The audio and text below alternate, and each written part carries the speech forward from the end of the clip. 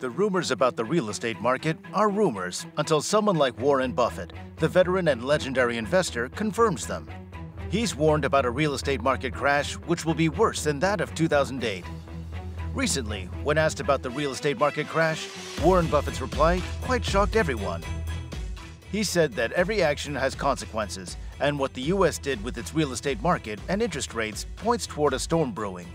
He answered, weighing his words wisely so that he would not create a panic. But for those who can read between the lines, they've understood what he said. Does it mean that you should prepare for a real estate market crash?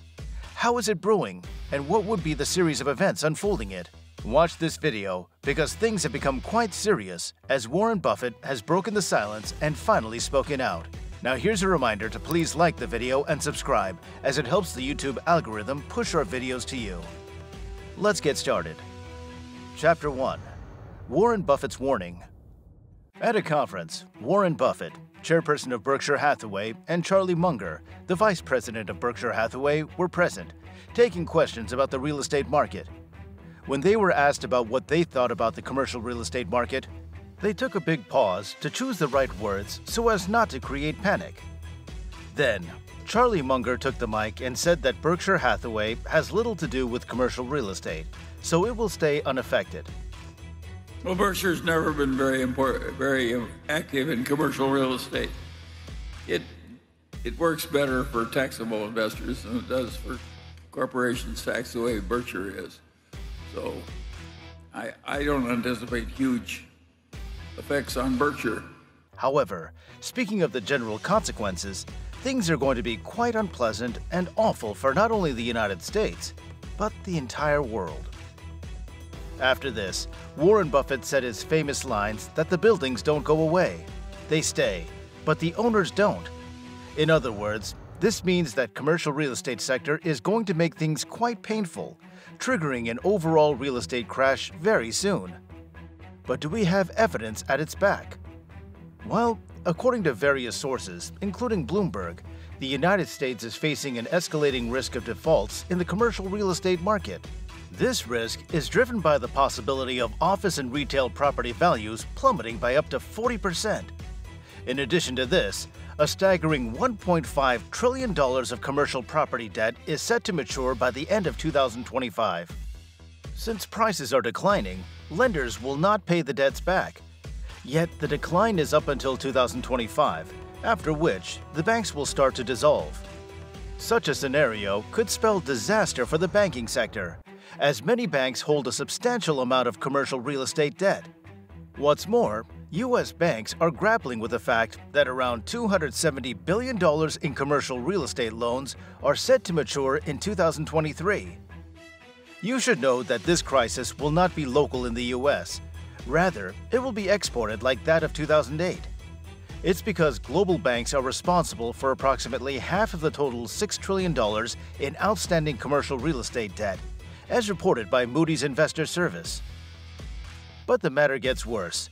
The commercial property value can further decline by 40% over the next few years, mainly due to the massive $1.5 trillion debt burden hanging over the U.S. real estate market. These non-performing loans mean no more mortgages, reducing demands, and hence property price decline. Chapter 2. The Real Estate Bubble. Over the past 15 years, the real estate market in the United States has experienced an extraordinary boom, largely driven by historically low interest rates. During this period, property values have skyrocketed to unprecedented levels.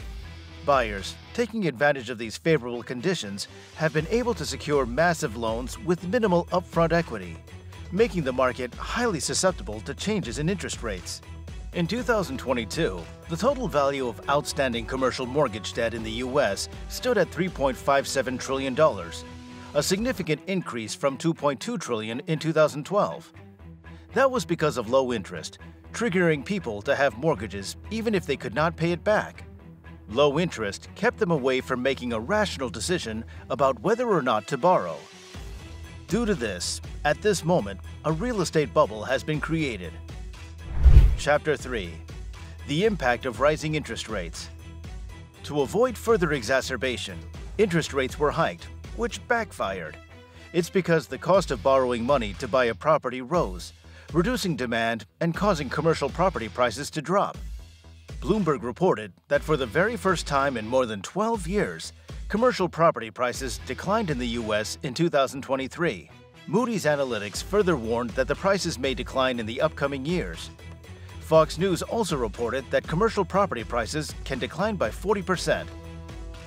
In addition to the commercial real estate market being under stress, there are looming threats to a recession in the U.S. Moody's Analytics said that if a recession hits the U.S., the commercial property price decline will get worse. Perhaps that's when we have to worry about it because it can soon convert into an entire real estate market crash. Chapter 4. Non-Recourse Debt and Foreclosures. That's the last nail in the coffin. Non-recourse debt represents a specific form of loan secured by collateral, often in the form of property. If the borrower defaults on this type of loan, the lender can seize the collateral as compensation. But there's a major difference. The lender cannot go after the borrower for further repayment, even if the value of the collateral falls short of covering the defaulted amount. This essentially means that with non-recourse debt, the borrower is not personally liable for the loan. When it comes to the commercial real estate market, non-recourse loans are quite common. They're typically associated with stable, income-generating properties, where the loan is anticipated to be repaid using the income generated from rent or leases. Lenders in such cases are comfortable relying on the stability and productivity of the property itself as collateral, without the ability to pursue the borrower's personal assets. And this becomes the problem. Banks in the U.S. are seeing an increasing number of non-recourse loans that are approaching their maturity dates. This has the potential to trigger a wave of foreclosures, triggering a real estate market crash. You see, property owners who have commercial real estate loans are facing escalating debt payments as interest rates climb. Even a modest increase in interest rates can place substantial pressure on these property owners. This is particularly true when property income dwindles, as observed in the reduced demand for office spaces due to the shift towards remote work. In turn, this increases the chance of borrowers failing to pay back their debts. Banks can manage these situations if the number of non-recourse debt defaults is limited. But when all of them are defaulted, things get out of hand. Chapter 5. Impact on small banks and small businesses. Small regional and commercial banks are vital players in commercial real estate lending, responsible for a staggering 70% of all commercial real estate loans. This makes them vulnerable to going bankrupt, as the commercial real estate sector is under dark clouds. Now, as banks have started limiting offering loans, small and medium-sized enterprises cannot secure loans. In turn, this makes a dent in the economy, as small and medium-sized enterprises contribute 50% to the U.S. economy. Now, if these enterprises need loans, they'll find difficulty, as banks have imposed strict lending policies. Even if they're trying to avoid going bankrupt, they are unknowingly creating a recipe for a huge dent on the U.S. economy. Now, do you think that the U.S. will experience a real estate market crash? Please share your thoughts in the comment section below. To watch more videos on geopolitics and the economy, subscribe to our channel and do check out some more of our other insightful videos.